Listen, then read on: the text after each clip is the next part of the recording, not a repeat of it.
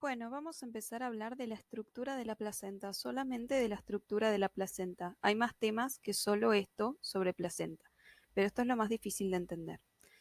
Entonces, por el contacto que tiene el blastocisto con el endometrio, la capa más superficial del útero, este se ve modificado, o sea, sus células, las células del estroma del endometrio, se modifican y pasan a ser más grandes, más poligonales o redondas, porque almacenan más lípidos, más glucógeno, se ven modificadas, no solo estas, también otras, pero algunas de estas células del estroma, por estas modificaciones mencionadas, pasan a llamarse células deciduales. Entonces el estroma va a tener células deciduales. Por otro lado, acá vemos también en el esquema al blastocisto, que está conformado en este momento, lo estamos viendo conformado por dos poblaciones celulares, el trofoblasto más externo, más superficial, que es un epitelio plano simple, y más internamente, inmerso en la cavidad del blastocisto, el macizo celular interno, que es lo mismo que decirle embrioblasto. A esta parte del trofoblasto que está en contacto con el embrioblasto se lo llama trofoblasto polar. Este va a liberar enzimas que van degradando las uniones intercelulares, van eliminando algunas de estas células también del epitelio materno y van introduciéndose en ese epitelio, entonces van invadiéndolo, van llegando a una capa más profunda de ese endometrio. A este proceso, a esta etapa de la implantación, donde se adhiere fuertemente y luego empieza a avanzar e ingresar al endometrio, se lo llama invasión primaria. Y a medida que va invadiendo este trofoblasto, se va a ir diferenciando en el citotrofoblasto. Fíjense, este es el trofoblasto, este es llamado citotrofoblástico. Fíjense, lo más evidenciable es que ha cambiado de morfología, entre otras cosas. Por eso no es trofoblasto, sino un derivado de él, el citotrofoblasto. Lo vemos acá conformando un epitelio.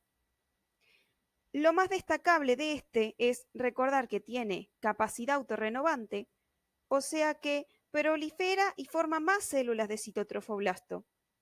Y también puede proliferar y dar otra población celular, esta de acá, el sinsitio trofoblasto.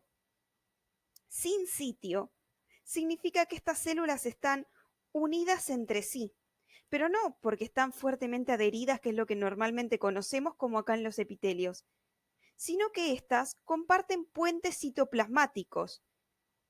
A toda célula que comparte puentes citoplasmáticos con otra se la llama sinsitio. A esta en particular se la llama por eso sinsitio trofoblasto. Y esta va a tener roles muy importantes.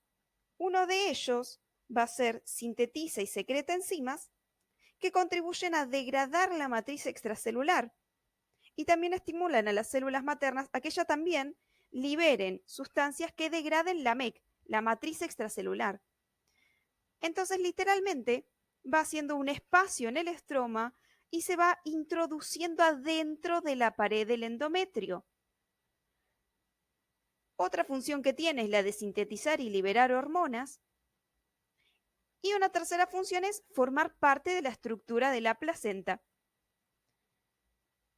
Entonces acá vemos al citotrofoblasto, las células derivadas de él, el sinsitio como una masa multinucleada, y acá tenemos el tejido materno, las células del estroma materno.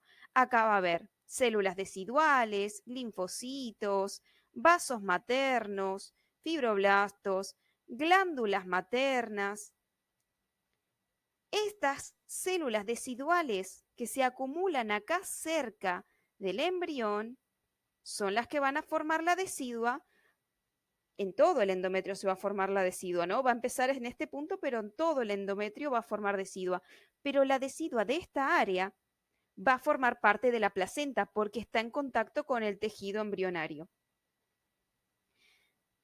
Por otro lado, lo que le ocurrió al embrión, menos relevante para este TP, es que el embrioblasto se determinó y diferenció en dos poblaciones celulares. El epiblasto, en contacto con la cavidad amniótica, y el hipoblasto. Este epiblasto, así como el hipoblasto, proliferan. Y de ellos derivan células que, fíjense, exceden la parte del disco embrionario bilaminar. Estas células derivadas del epiblasto, que entran en contacto con el citotrofoblasto y que terminan de revestir esta cavidad, se llaman amnioblastos. Entonces, esta cavidad va a estar revestida por los amnioblastos y el epiblasto. El hipoblasto tiene células derivadas a las que se las va a llamar membrana de Heuser, que va a terminar de recubrir esta cavidad, y ahora esta cavidad delimitada entre hipoblasto y células de la membrana de Heuser se va a llamar el saco vitelino primitivo. Entonces, acá vemos a este embrión un poco más avanzado en el desarrollo. Vemos que ya terminó de introducirse por completo adentro de la pared del endometrio. Todo esto es el sincitio, y en él se empiezan a formar unos espacios llenos de líquido. ¿Qué es lo que contiene este líquido? Un filtrado del plasma, es decir, en este proceso de reacción desigual, que el estroma sufrió modificaciones, por un lado dijimos que se formaron células desiguales, pero también le ocurren modificaciones a los vasos, como aumentar su permeabilidad, es decir, estas células que antes estaban más fuertemente adheridas y dejaban pasar menos sustancias hacia el tejido, ahora están un poco más laxamente unidas, dejando pasar más sustancias desde la luz hacia el tejido. Básicamente es un proceso inflamatorio, se edematiza. Y ese contenido pasa a estas lagunas y es lo que nutre al embrión en este momento. A estas lagunas, como están delimitadas por sincitio, se las llaman lagunas sincitiales.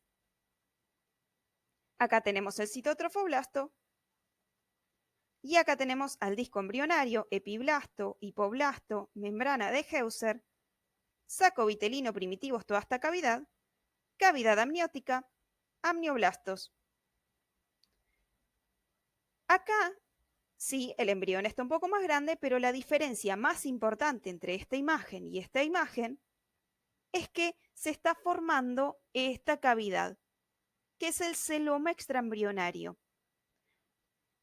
Es decir, que las células del epiblasto ya se organizaron para formar la línea primitiva y a través de ella comienzan a ingresar células que van a formar las capas del endodermo, del mesodermo, y algunas de esas células de mesodermo salen hacia afuera del embrión, hacia afuera de los límites de lo que va a ser embrionario. Entonces, a ese mesodermo que sale hacia acá, que entra en contacto con el citotrofoblasto, se lo llama mesodermo extraembrionario o también mesodermo no embrionario. Este va a ser el mesodermo parietal, este en contacto con los amnioblastos y en contacto con el citotrofoblasto se llama mesodermo extraembrionario parietal o somático. Y al mesodermo extraembrionario en contacto con el endodermo extraembrionario, el que va a formar parte del saco vitelino definitivo, se va a llamar mesodermo extraembrionario visceral o esplácnico. Y entre estas dos capas de mesodermo queda delimitado un celoma, una cavidad entre hojas de mesodermo que está por fuera del embrión, así que se llama celoma extraembrionario. Como vemos acá, todo esto es la cavidad de esta cavidad delimitada por hojas de mesodermo, a la que entonces llamamos celoma extraembrionario. Fíjense que una porción de este mesodermo extraembrionario somático une al embrión con la placenta básicamente por acá se va a formar el cordón umbilical. Entonces las capas que tenemos acá son mesodermo extraembrionario. Este epitelio bien claro que vemos acá es el citotrofoblasto, y estas células que no se les nota bien los límites intercelulares porque están fusionadas son las del sincitio trofoblasto, y acá vemos cómo forman las lagunas sincitiales, las cuales a medida que van creciendo se van fusionando formando una única gran cavidad a la que vamos a llamar el espacio intervelloso. Hasta que no forme toda una cavidad podemos llamar que son espacios lacunares sincitiales. Luego ya lo llamamos espacio intervelloso. Acá vemos cómo estos tejidos, a los que vamos a llamar corion, los tres que mencionamos, mesodermo extraembrionario somático, citotrofoblasto y sincitio, eso es el corion, esto de acá. A partir de estos tejidos se van a formar vellosidades, árboles vellosos. Fíjense acá, tenemos distintos tipos de vellosidades. No soy artista, lo delimité lo mejor que pude en colores para que esto se entienda bien. Fíjense cómo a partir del citotrofoblasto, cuidado, del citotrofoblasto se forman unas columnas celulares que se anclan a la cara materna, se anclan a la decidua. Fíjense, son columnas de citotrofoblasto en azul. Y fíjense cómo externamente estas células de citotrofoblasto delimitan el contacto con la decidua. Están en contacto con la decidua. Antes era el sincitio el que estaba en contacto con la decidua, pero fíjense que al formar estas columnas, al llegar a esta área, se extiende el citotrofoblasto, formando acá todo un escudo, o pueden decirle también coraza, citotrofoblástica. Eso es muy importante. Acá vemos, en contacto con este citotrofoblasto, siempre el sincitio delimitando las lagunas, en rosa. Y recuerden también que acá está presente el mesodermo extraembrionario, que luego también formará parte de esas vellosidades. Por ahora lo primero que pasa es que esas vellosidades se van formando de cito y sincitio, luego se incorpora también el mesodermo extraembrionario. Entonces vemos, si lo vemos más de lejos, el panorama general, cómo va progresando. Fíjense que acá tenemos al embrión rodeado, inmerso por el líquido amniótico que está contenido por los amnioblastos, que forman la pared de ese saco amniótico. Va creciendo tanto ese saco amniótico, así como el embrión, que llega a contactar con el mesodermo extraembrionario. Entonces, ¿qué tenemos en esta cara acá? Amnioblastos. La siguiente capa es mesodermo extraembrionario somático.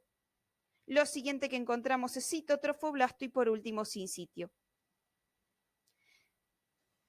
Entonces, vamos a ver más en detalle esta área que va a formar la placenta, el cual es un tejido transitorio que está programado epigenéticamente para solo durar 9 meses, luego degenera, envejece, no es un órgano que pueda permanecer mucho tiempo, por más que no fuera removido, no está programado para sobrevivir más que ese tiempo.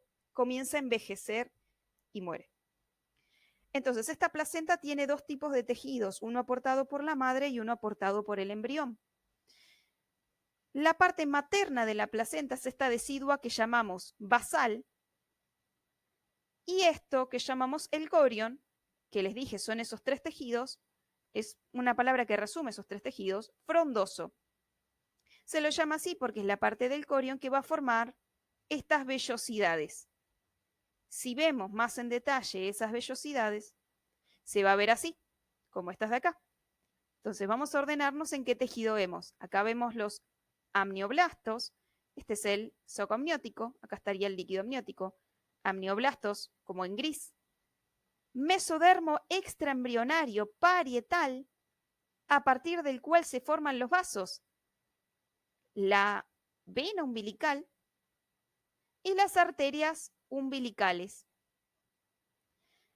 Acá tenemos el citotrofoblasto y recubriéndolo el sincitiotrofoblasto en contacto con el espacio intervelloso. Entonces, a estos tejidos de acá se los llama placa corial y es muy tomado. Todo esto de acá es la placa corial. Esta área de acá es lo que se llama la placa basal. ¿Qué tejidos hay acá? La decidua basal, que es el componente materno de la placenta, y acá tenemos el escudo citotrofoblástico, recuerden. Y fíjense cómo acá se van a formar unos tabiques rellenos de esta decidua. ¿Ven cómo se forman unos tabiques que van delimitando la cara materna? Entonces, cuando yo veo la placenta por la cara materna, esos tabiques delimitan una estructura llamada cotiledón. Adentro de ese cotiledón hay varias de estas vellosidades. ¿Ven? Estos tabiques encierran una o varias de estas vellosidades. A cada una de estas unidades que vemos acá se la llama lóbulo placentario. Entonces, no confundir un lóbulo placentario o placéntomo, son sinónimos, con un cotiledón. Un cotiledón es simplemente esto que vemos acá, que puede tener varios lóbulos placentarios adentro. Es muy utilizado en ginecología porque, por ejemplo, cuando se saca la placenta, hay que asegurarse de que salga por completo o el tejido que queda adentro puede infectarse. Así que en general se saca la placenta, se trata de remover por completo, se la limpia y se observa si falta algún cotiledón para saber que no quedó ninguna de esas partes adentro. Esa es su importancia. Entonces, si volvemos a esto, que es todavía más importante, que es cada una de estas unidades anatomofuncionales de la placenta, los lóbulos placentarios o placéntomos, están conformados por, piénsenlo como un árbol que va desde lo más grueso a lo más fino. Un tronco vellositario principal, la parte más gruesa de esa vellosidad, formada por los tejidos del corion, con un vaso que transcurre en ellos, un vaso de gran calibre. Ese vaso de gran calibre se va a dividir en vasos más pequeños que van a acompañar a estos troncos vellositarios de anclaje. Se llaman de anclaje porque, fíjense, contactan con la cara materna. Le dan estabilidad a la placenta. Sí, son la estructura. Básicamente como las columnas, ¿no? Que tocan con el piso y con el techo. Entonces, tenemos estos troncos vellosos de anclaje que, fíjense, tienen esta forma media esférica, como de barril, se le dice. Forman entre todos una corona de implantación. Acá estaría la cara materna. Acá estaría esta parte de la cara fetal de la placenta. El tronco velloso principal, entonces, saca estos troncos vellosos de anclaje, de los cuales salen vellosidades libres, que quedan inmersas en este espacio intervelloso. Y esas vellosidades, a su vez, les podemos decir que tienen una vellosidad troncal, de las cuales salen vellosidades intermedias, que tienen distintos grados de maduración.